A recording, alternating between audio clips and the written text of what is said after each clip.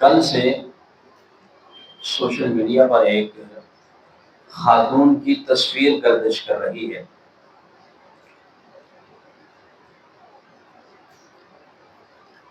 جو ہر صاحب دل اور صاحب ضمیر مسلمان مومن بندے کو جھنجھوڑنے اور اس کی آنکھوں کو نم کر دینے کے لیے کافی ہے۔ اس تصویر کا پس منظر یہ ہے کہ ایک خاتون جو کسی ایسے خاندان سے تعلق رکھتی ہے کہ جس کا گھر سیلاب کی نظر ہو گیا، سر سے چھت چھن چکی ہے، ساز و سامان مال و متاع سیلاب کی وجہ سے لٹ گیا، اور وہ خیمہ زن ہوئے ایک چارپائی میں باہر بیٹھی، بوسیدہ کپڑے ہیں، پرانی سی پیچھے بچھونا بچھا ہے، اور تکیے پہ وہ قرآن پاک کھولے بیٹھی ہے۔ پرانا جو ہمارے بزرگ پڑھتے ہیں جن کی نظریں کمزور ہیں تو موٹے موٹے حروف والا، جس میں پیلے پیلے اوراق ہوتے ہیں، اور اس کو کھولیں تو ہلکی ہلکی سی بھینی بھینی مہک آتی ہے۔ تو جیسے سیدنا عبد الرحمن بن عوف رضی اللہ تعالیٰ عنہ جب ہجرت کر کے آئے تھے، سسرال والوں نے بیوی چھین لی، خاندان نے بچہ چھین لیا، بھائیوں نے مال و متاع سواری تک چھین لی، 450 کلومیٹر کا سفر تنے تنہا پیدل چل کے کیا، پھٹے ہونٹ ہیں، پھٹی ایڑیاں ہیں۔ رسول معظم کے پاس آئے تو پوچھا کہ عبد الرحمن کیا لٹا کے آئے ہو؟ کہا سب کچھ لٹا کے آیا ہوں، بس ایمان کی جو پونجی ہے وہ بچا کے آیا ہوں۔ کہا اگر ایمان سلامت ہے تو پھر ساری متاع سلامت ہے، سب کچھ بچا ہوا ہے۔ تو خاتون اپنا سب کچھ لٹا کر لیکن اپنی دینیات، اپنی ایمانیات، اپنی اسلامیات کے ساتھ وابستگی اور اس کے ساتھ اس کا تعلق اور تمسک، سبحان اللہ۔ اب اس قرآن پاک کی قرات کو لے لیں، سیدنا جامع ترمذی کی حدیث ہے، محمد بن کعب قرظی کہتے ہیں کہ میں نے عبداللہ بن مسعود رضی اللہ تعالیٰ عنہ کو فرماتے ہوئے سنا، من قرأ حرف من کتاب اللہ فلہ بہ حسنہ، کہ جس نے کتاب اللہ کا کوئی ایک حرف پڑھا اس کے لیے ایک حسنہ ہے، وَلِكُلِّ حَسَنَةٍ بِعَشْرِ أَمْثَالِهَا، اور ہر حسنہ 10 کے برابر ہے، کیونکہ خداوند عالم کے کھاتے میں اگر بندہ ایک نیکی کرے گا تو اللہ رب العزت اسے ایک نہیں دیں گے۔ آپ ایک نیکی کریں گے، ایک نہیں نیکی ملے گی، کیونکہ اللہ رب العزت کے کھاتے میں یا اللہ رب العزت کی سنت اور اصول میں یہ ہے کہ کم از کم نیکی کرنے والے محسن کو 10 سے اللہ نوازے گا۔ اللہ کی شفقت اور رحمت اور اللہ کی اپنے انسانوں سے محبت کے ٹھاٹھے مارتے ہوئے سمندر کا اندازہ کیجئے کیسا اللہ اپنے بندوں کے بارے میں محبت کے حوالے سے معجزن ہے۔ اور نبی علیہ السلام نے فرمایا وَلَا أَقُولُ أَلِف لام میم حرف، مت یہ کو سمجھے کہ الف لام میم میں آغاز کر رہا ہوں یہ ایک حرف ہے،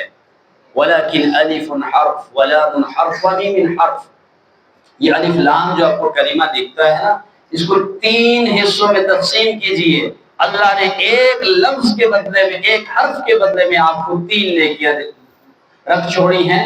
الف پڑھیں گے 10، لام پڑھیں گے 10، میم پڑھیں گے 10، تینوں پڑھے تو 30 نیکیاں آپ کے کھاتے میں اللہ رب العزت نے ڈال دی۔ اور یہاں سے استدلال کرنا والوں نے یہ بھی کیا کہ جو سمجھ کر نہیں پڑھ رہا اس کو اتنی، اصل میں تو شرعی قرات یہی ہے کہ انسان سمجھ کر پڑھے، صحابہ کے ہاں تو مفہوم یہی تھا کہ سمجھ کر پڑھنا چاہیے، لیکن جو نبی علیہ السلام نے مثال دی اس سے علماء نے یہ بھی استدلال کیا ہے کہ جس کو فہم نہیں ہے، سمجھ نہیں ہے، تو بعض ترجمہ پڑھنے کے شوقین ایسے لوگوں کے ثواب کی نفی کر دیتے ہیں کہ جو خالی سمجھے بغیر قرآن پڑھتا اس کے تو پڑھنے کا فائدہ ہی کوئی نہیں۔ تو الف لام میم کی مثال دی کہ الف کا معنی نہیں پتا، لام کا مفہوم نہیں پتا، میم کی شرح نہیں پتا، اسے آگاہی نہیں، اس کے باوجود 30 نیکیاں اللہ رب العزت دے رہے ہیں۔ سمجھنا ہے، مفہوم تک آگاہی حاصل کرنی ہے، مراد الہی سے تک رسائی پانی ہے، لیکن اگر اس مرحلے میں سمجھ نہیں ہے تو اللہ رب العزت پھر بھی اس پہ آپ کو نواز رہے ہیں۔ اور اگر کوئی شخص پڑھنے میں اٹکتا ہے،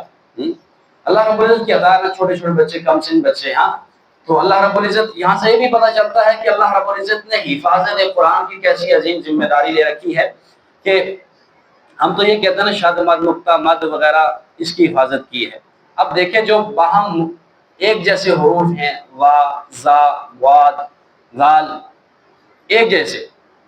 یہ چھوٹے چھوٹے بچے ان حروف کی جو مختلف صفات ہیں اور ان کے اندر جو معمولی اور باریک سا فرق ہے، یہ بچے ان کو بھی اپنی زبانوں میں جاری کیے ہوئے۔ اللہ رب العزت نے ابو جہل کو توفیق نصیب نہ فرمائی، ان بچوں کو نصیب فرمائے۔ تو اٹک کے پڑھتا ہے،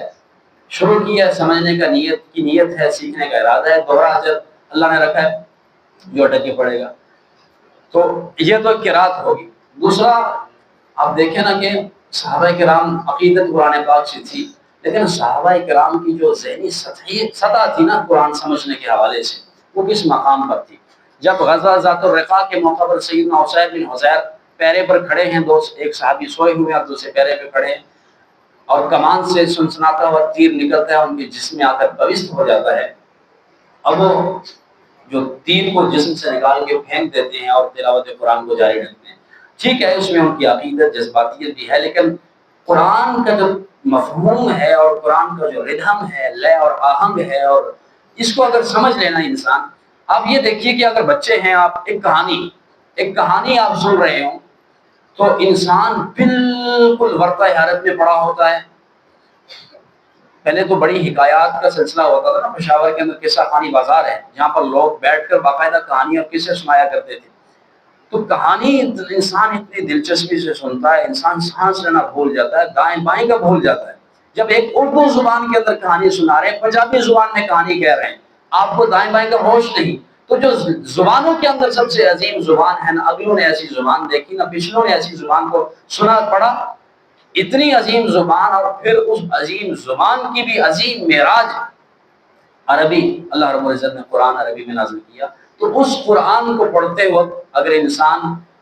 صحابہ جیسا ذہن رکھے یا اس سطح پہ جا کے قرآن پڑھے، تو پھر واقعتاً انسان کو جسم سے تیر نکال کر پھینک دینا وہ اتنا مشکل نہیں لگتا، قرآن کی تلاوت چھوڑ دینا مشکل ہے۔ ہمارے استاد محترم حافظ مسعود عالم صاحب ہمیں کلاس کے دوران ایک کتاب تجویز کیا کرتے تھے، سید قطب کی تصویر الفن فی القرآن، تخصص کے طلباء، یہ جو سینئر کلاس کے طلباء ہیں، سید قطب کی کتاب ہے کہ قرآن کیسے منظر کشی کرتا ہے دوزخ کے ہولناک عذابوں کی، دوزخ کے شراروں اور دیکھتے اور سلگتے ہوئے انگاروں کی، اور جو جنت کے اندر رب کی نعمتوں کا می برس رہا ہوتا ہے۔ اس دلکش اور مسلسل پیرائے میں قرآن تذکرہ کرتا ہے کہ انسان اگر اس لیول پر ہو کر اسے پڑھے تو انسان کو جمائی نہیں آتی، پھر انسان چھوڑتا نہیں۔ تو سید قطب کی کچھ عقائد نظریات میں انحراف بھی ہے، اسے علماء وغیرہ آگاہ کرتے رہتے ہیں، اس سے بچ کر ان چیزوں کو پڑھنا چاہیے، اور اللہ رب العزت ہمیں اس بات کی توفیق دے کہ ہم قرآن پاک سے عقیدت بھی رکھیں، اور قرآن پاک کے حق و شعور سے بھی پڑھیں، اور قرآن پاک سے دل جمی بھی رکھیں، یکسوئی سے تلاوت بھی کریں، اور پھر ساتھ ساتھ قرآن کو سیکھنے کا مرحلہ بھی پڑھائیں۔ دیکھیں نا، عوام چلیں ترجمہ پڑھ لیں گی، تو طلباء سے بھی ایک بالخصوص آپ دیکھیں، صرف آج ہم بات بھی کر رہے تھے، ایک سیگا پڑھتے ہیں، ضرب سیگا حل کریں گے، 13 چیزیں ایک سیگے میں بتا دیں گے، علم صرف کا موضوع ہے۔ تو قرآن پاک کے ساتھ اور کتنے مضامین اور عنوان اور فنون جڑے ہوئے ہیں، جب ان کو ساتھ ساتھ پڑھتے جائیں گے، پھر آپ دیکھیں گے کیسی عقدہ کشائی ہوتی ہے آپ پر قرآن کے معانی اور مفاہیم کی۔ اللہ رب العزت ہمیں صاحب قرآن بھی بنا دے، مبلغ قرآن بھی بنا دے، اور عامل قرآن بھی بنا دے۔ وآخر دعوانا الحمدللہ رب العالمین۔